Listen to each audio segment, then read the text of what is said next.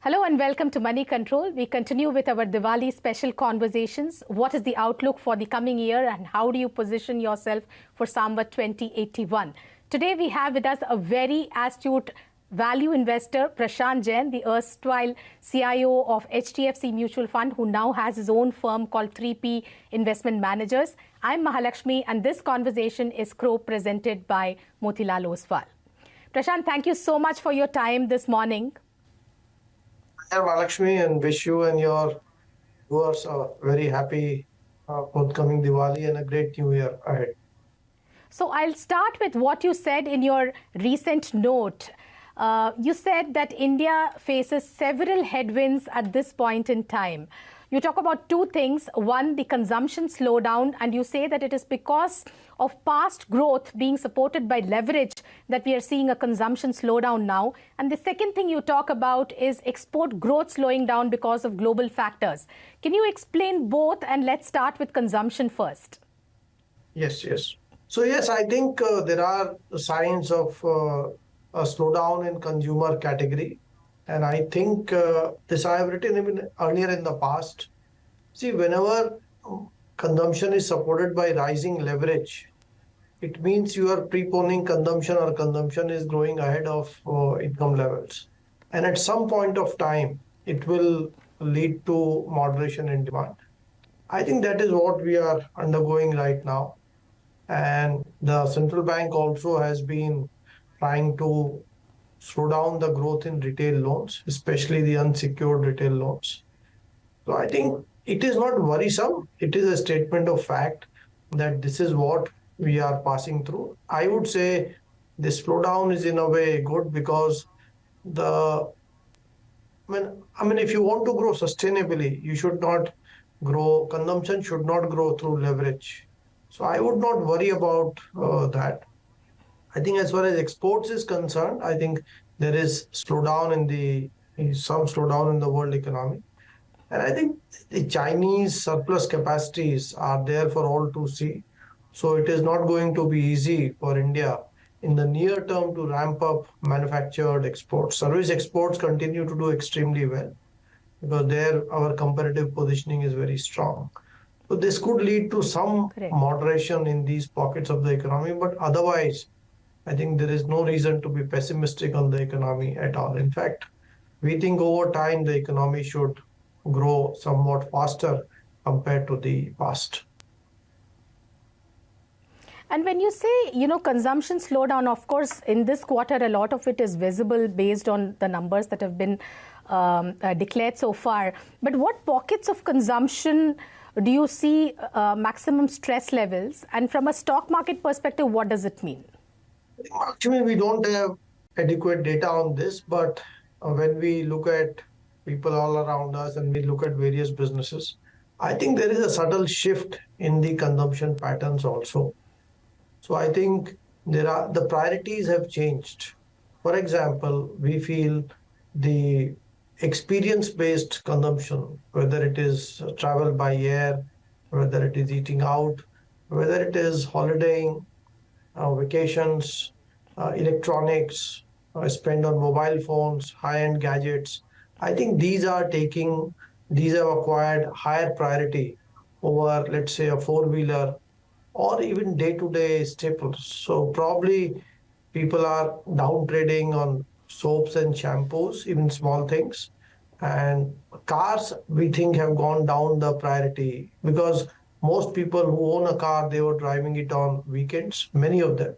And probably you say, let me use an Ola or a Uber, which actually works out cheaper considering the total cost. And given the multiplicity of EMIs that you have to service and the higher priority you allocate to going out on vacations. So I think there is a subtle shift. For example, airline travel continues to do well. Companies like in food delivery continue to do extremely well. So I think this is also aggravating the slowdown in certain old, mature, or somewhat mature categories. Okay. You also talked about in your newsletter, valuations, where you are looking at it from three prisms: the past multiples compared to other emerging markets, and also the DCF calculation. Can you explain that whole thing to us? So I think it's clear that if you look at present valuations, they're about 15 to 25% higher than 10, 15-year averages in terms of multiples. We think India's current multiples deserve to be higher than the past because our growth rates are likely to be somewhat higher. Our cost of capital has dipped sharply. If you look at the gap between US and Indian and US rates, the gap used to be between 4 to 6%. It is now down to about 3 odd percent. The forward premium of dollar is running quite low. So the cost of capital in India has moved lower, and the volatility of Indian equities has decisively moved lower as well. And this is driven by sustained healthy domestic flows.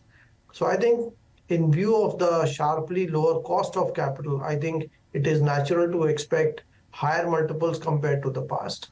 Now, whether that fair multiple is 15 times, 15% premium or 30% is hard to guess.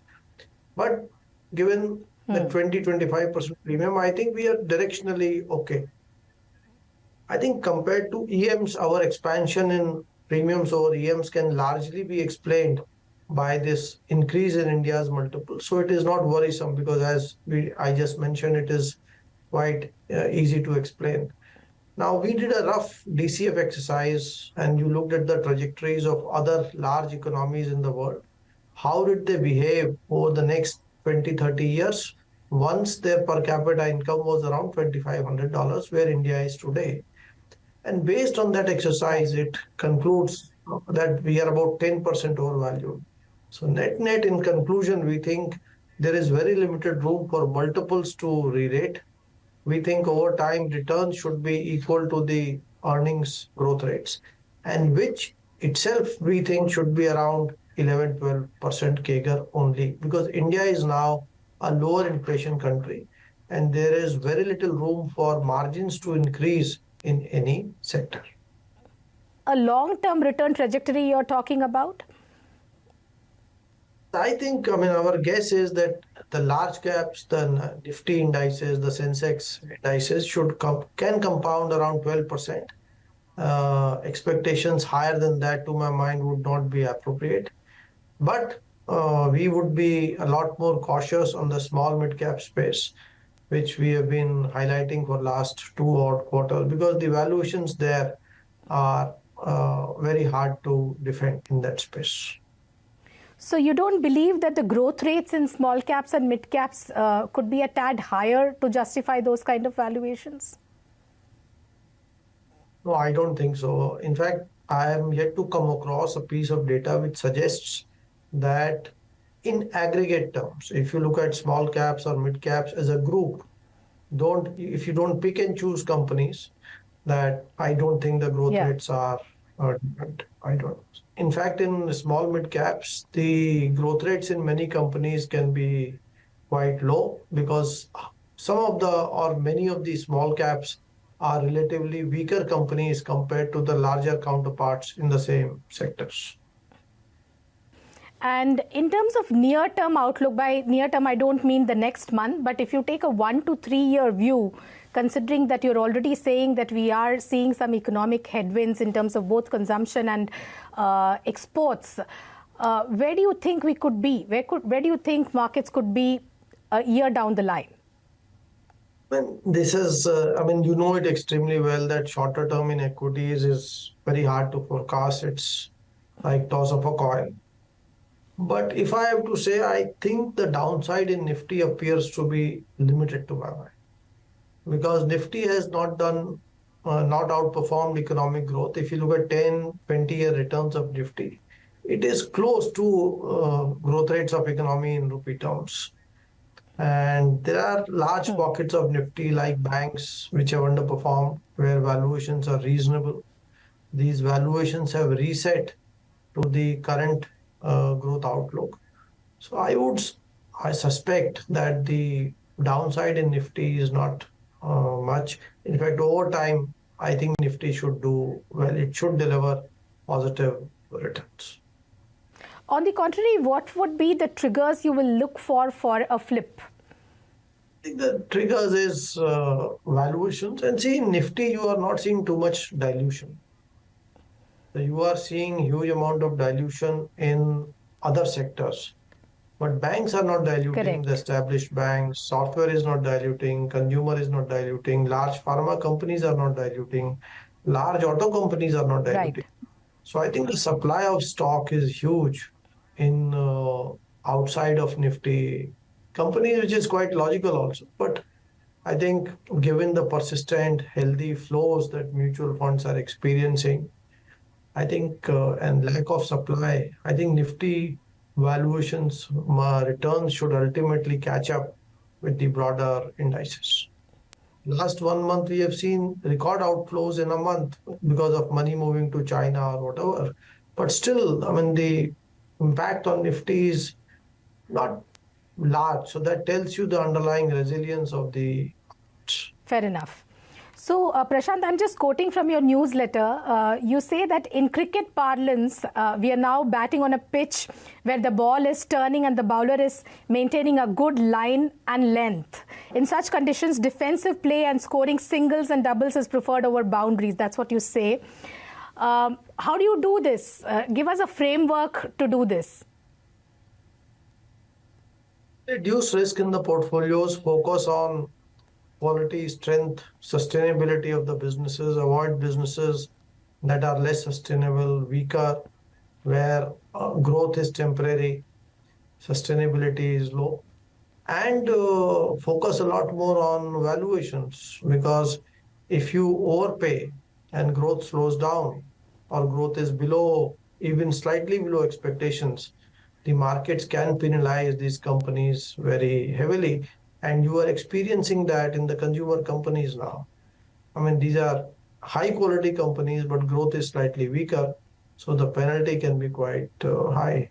So this is what we mean that reset your return expectations lower and manage risk, focus on quality and valuations of businesses, and don't endeavor to generate high returns, because I think that scope is not there in these markets.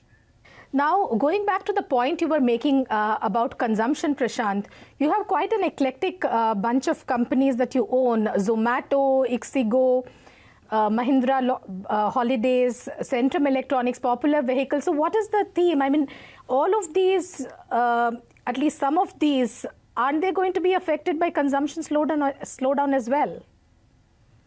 As I said, the consumption basket seems to be changing, and people want to be spending on more on convenience, little more on services. And if you look at whether it's air travel or value add services in rail travel or food delivery, these are categories that are gaining priority. Their consumer share is increasing rapidly.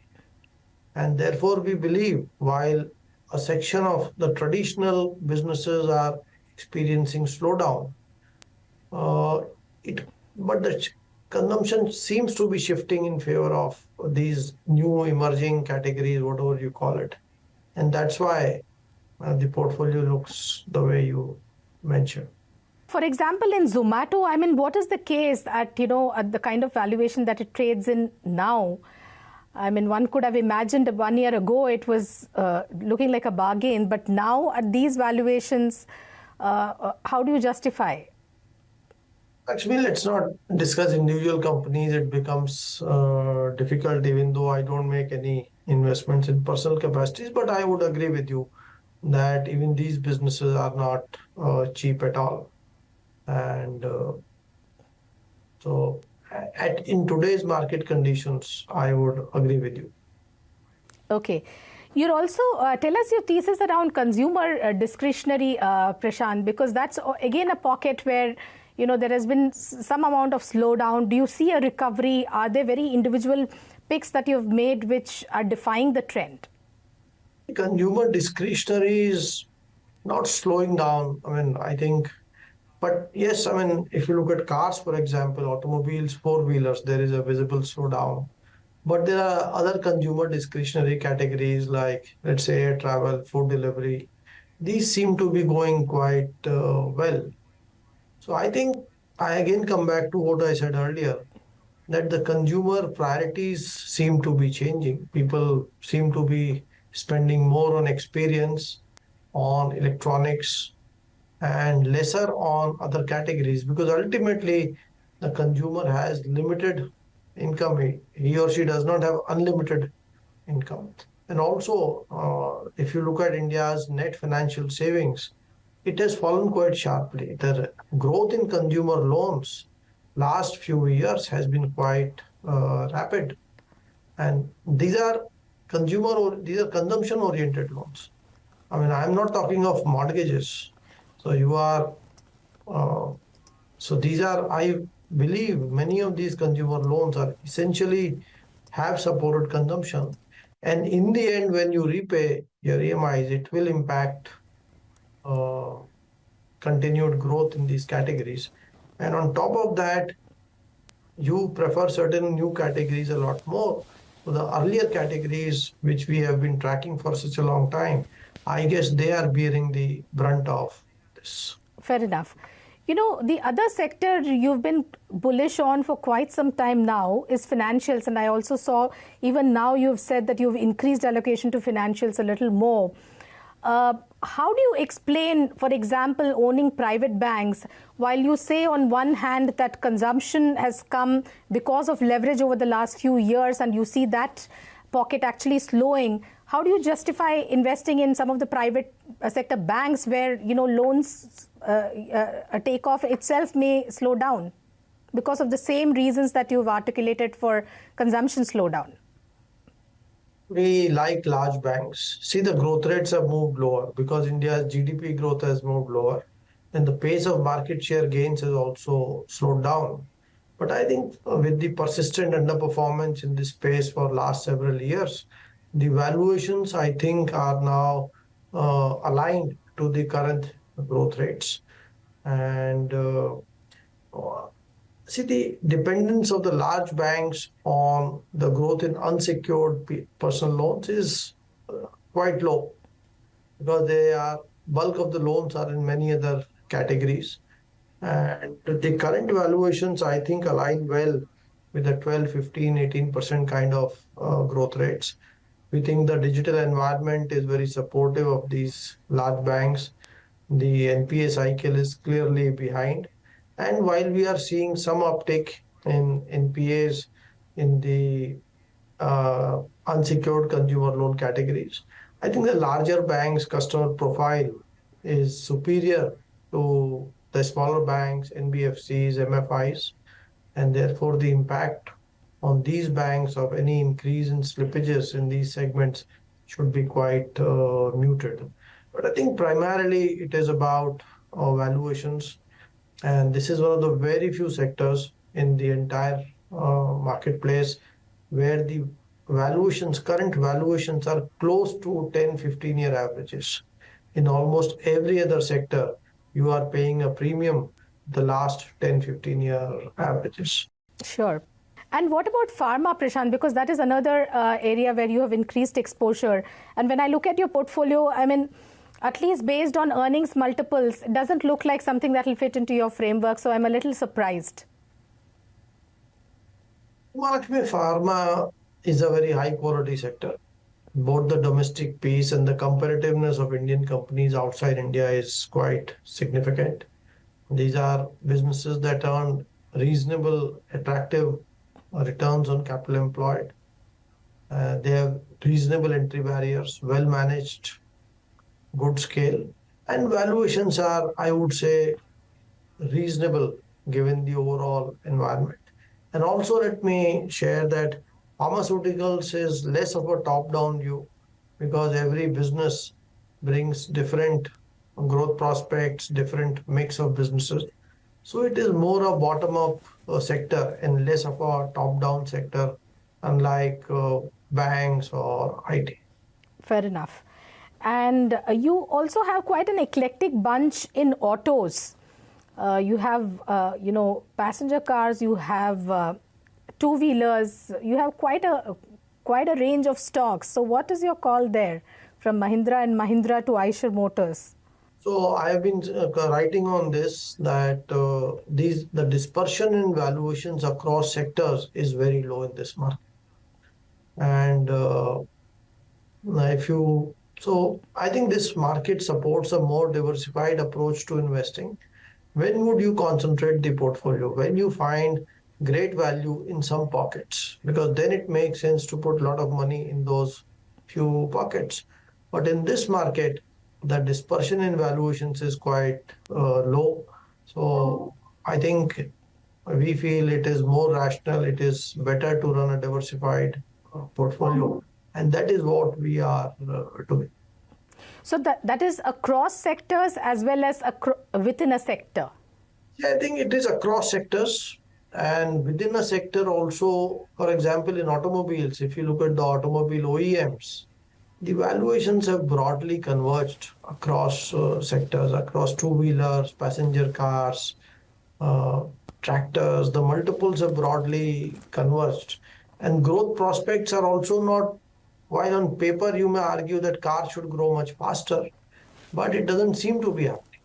So in a way, realistically Right. speaking, even the growth prospects are similar. So then why take additional risk of putting a lot of money behind a single idea? Did you invest in the Hyundai IPO? What are your thoughts? I don't know if I can share that. Let me not, but we thought it was very expensive. We thought it was very expensive. We are seeing some interesting trends, and we have been.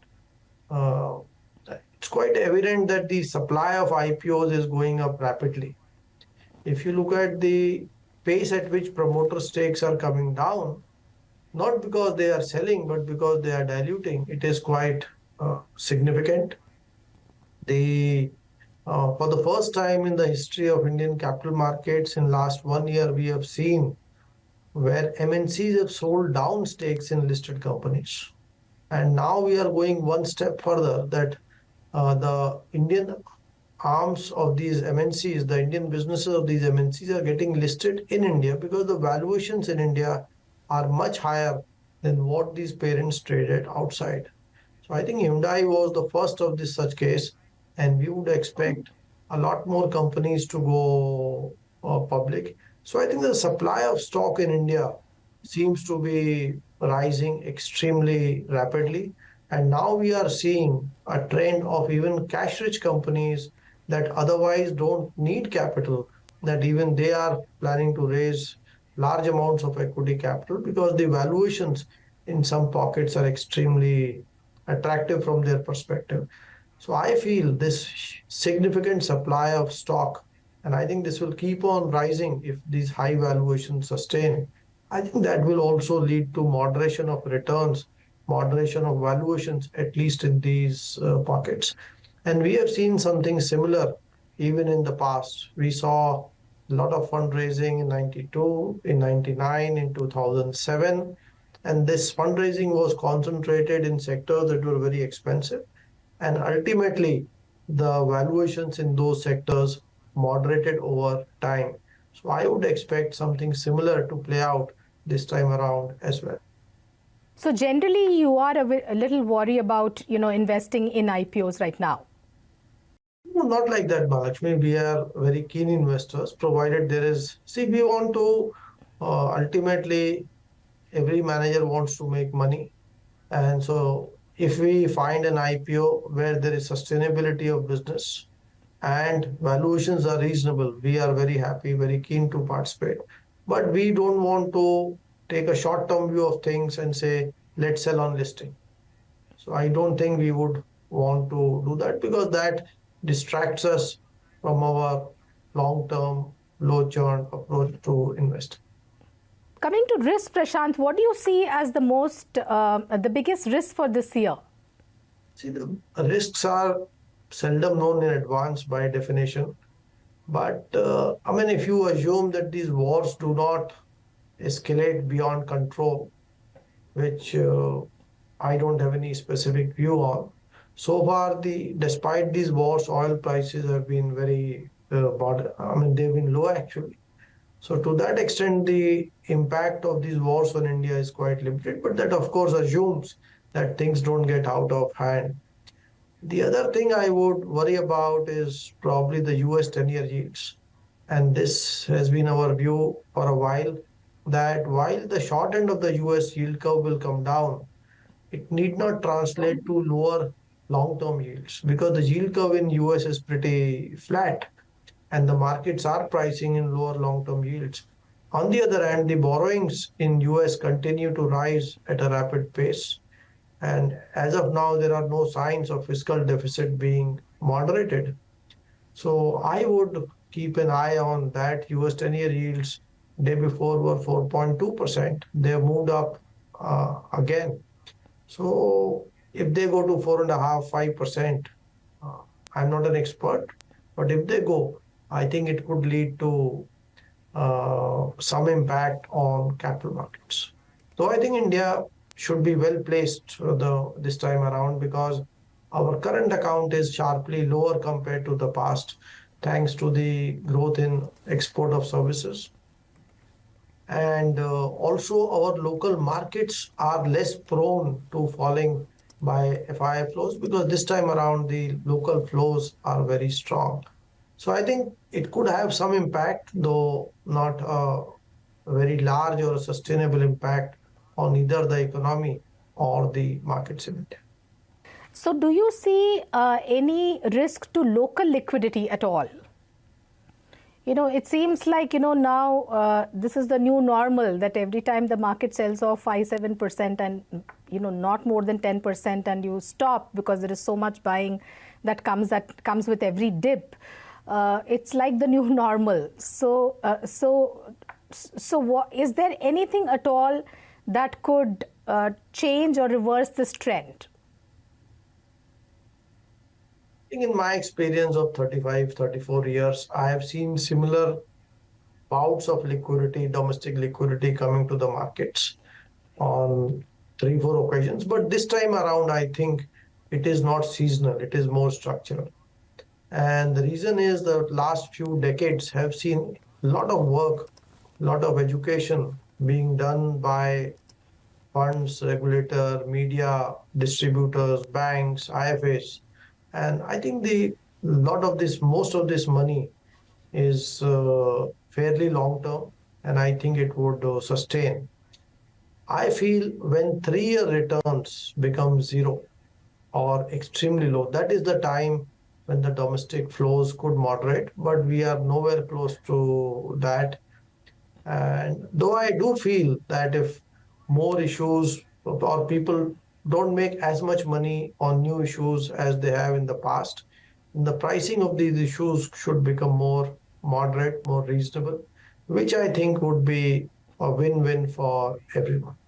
Sure. How would you explain or how do you describe last year and how would you describe the coming year?